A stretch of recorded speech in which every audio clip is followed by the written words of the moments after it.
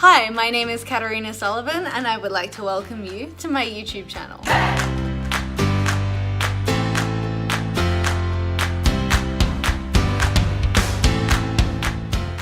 Can I just mention that I get so excited about the fact I'm recording these videos that I'm starting to struggle to actually say the intro without bursting out into laughter because I'm so happy. I really love doing these videos for all of you, and I just want to say a big thank you to everyone who's watching, commenting, sending me messages, asking questions. It's really fantastic to have so much engagement because it brings me so much joy. Also, I'm not going to lie, I had kimchi for lunch and I have heartburn like you wouldn't believe right now.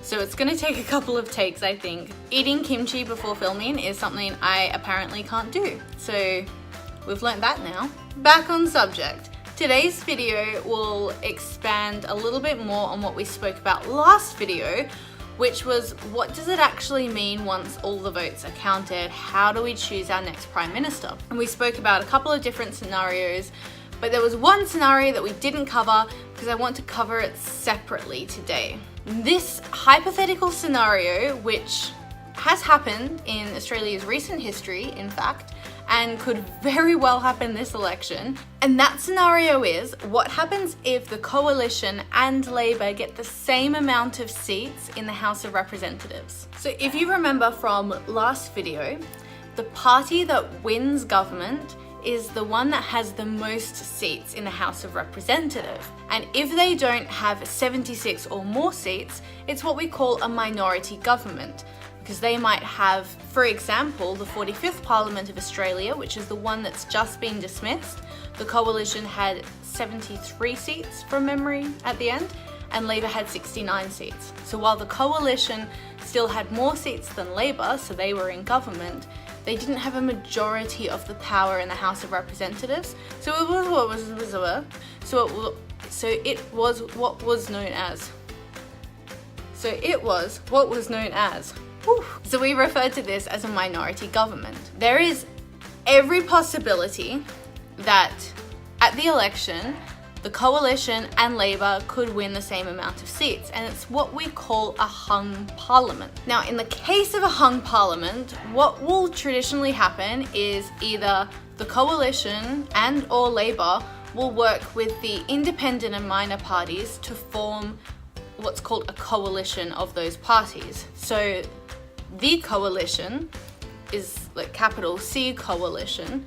While it is a coalition, we also refer to it as the Coalition, the Liberal National Coalition. But a lowercase c coalition is literally just parties working together for a common goal.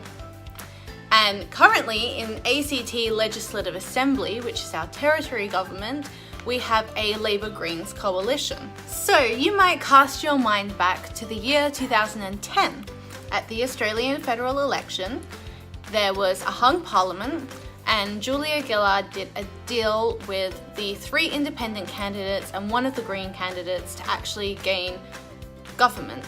And so it became a Labor Greens Independence coalition government for the next 3 years. What are some possible outcomes for this election? The coalition, capital C coalition, Liberal National Coalition, could form a coalition with hypothetically United Australia Party if they were to get in. There is also every possibility that they could form a coalition with Julia Banks if she is re-elected into Parliament. So Julia Banks is in Chisholm. Some of you might remember that she stepped down from the Liberal Party last year but remained in her seat as an independent candidate, and she's running for re-election as an independent. And if the Liberal National Coalition really needs Julia Banks on their side, there is every chance they could do a deal with her. So we've also got Andrew Wilkie, who in the 45th Parliament was the sitting member for Clark. Well, it was known as Denison, now known as Clark, and he is running for re-election as an independent for Clark.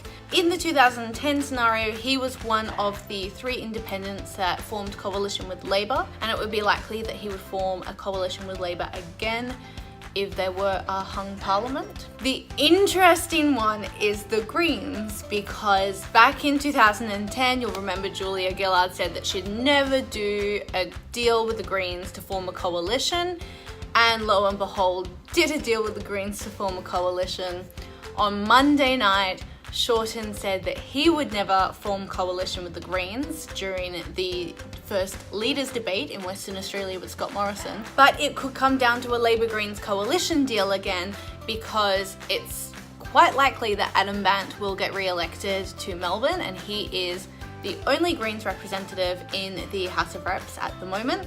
Most of the Greens representatives are in the Senate as senators. Having to do a deal with the Greens is not such a far-fetched idea, so Shorten may have dug himself a hole on Monday night by either promising to do something that could cost him the election if there is a hung parliament and he does need that alliance, or meaning that he's told Australia that he wouldn't do something that he's going to end up doing.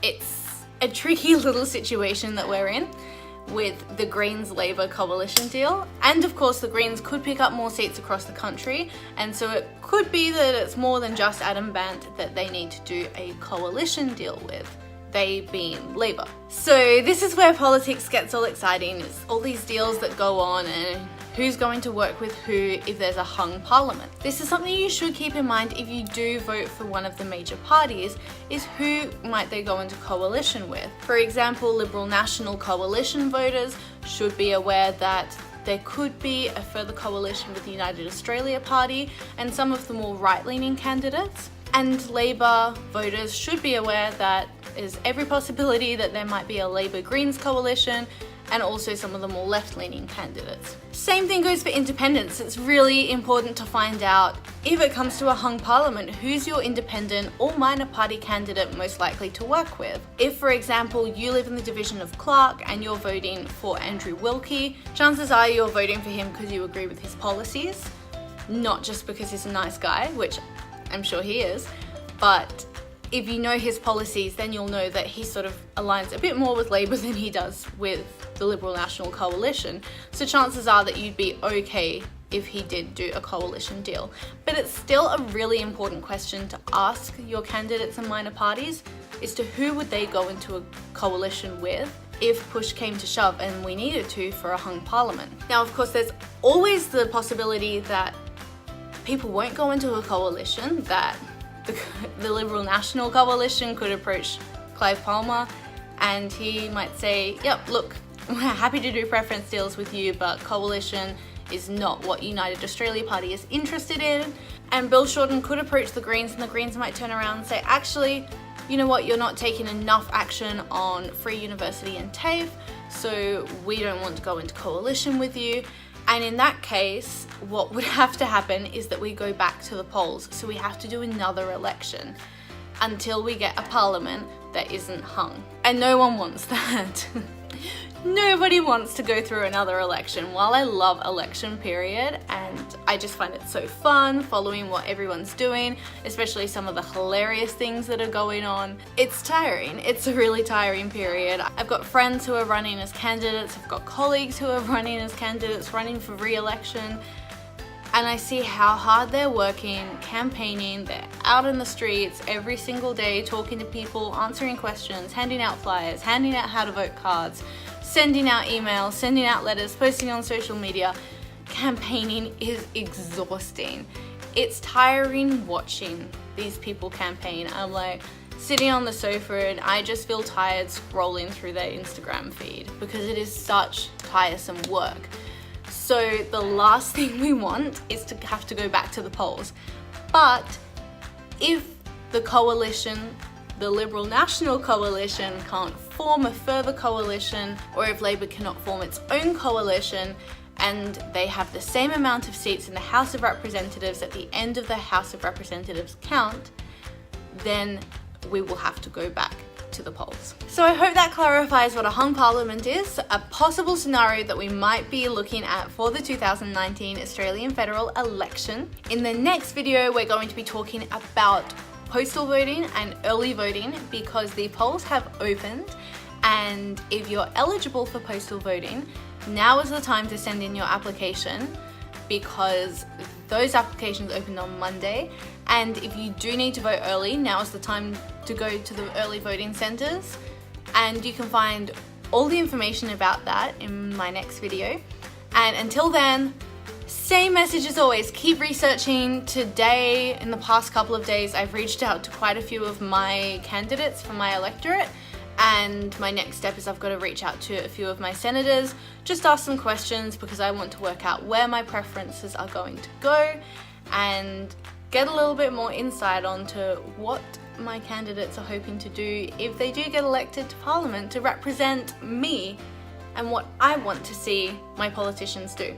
So keep researching, reach out to your candidates, and stay as groovy as you are, and I will see you all next time. Bye.